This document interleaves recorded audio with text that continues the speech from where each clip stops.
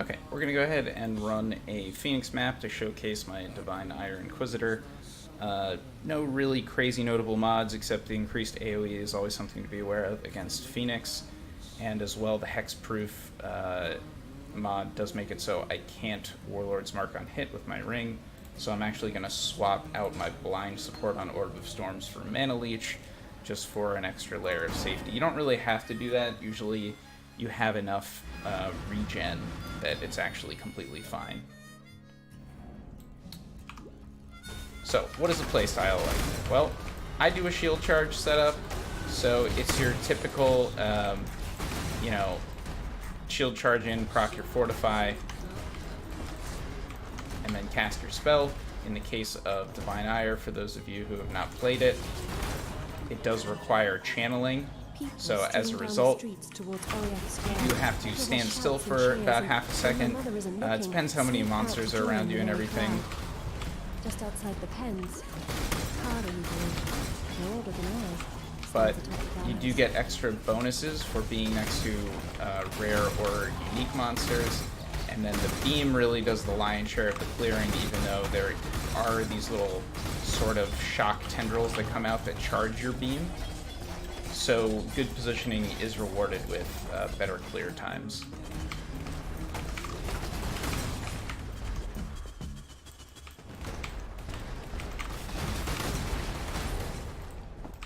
As well, I do cast Orb of Storms when I leap in, because it does provide me with Onslaught, which I have linked to it, as well as Power Charge on crit. It is my only source of Power Charge generation.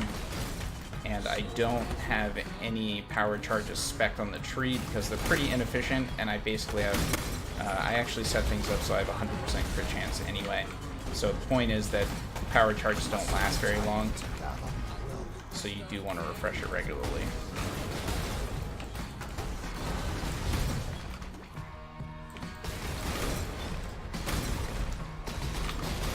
As you can see, it is pretty tanky, so you can just basically wildly leap into the middle of the pack.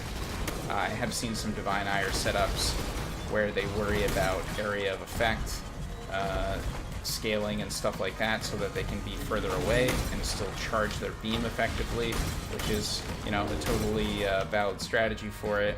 But I have gone the route of being tanky, so you can basically wildly leap into a pack.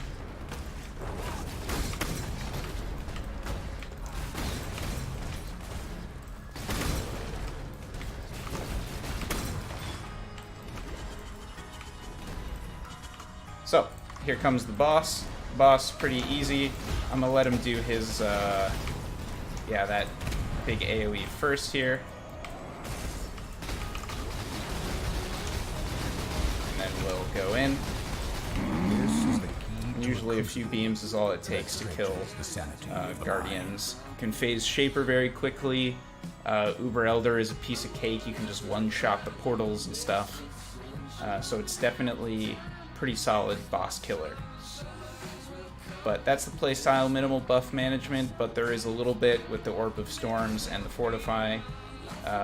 You know, you have your totems here, but I don't really use them too much anyway, except for bosses when they're just standing there.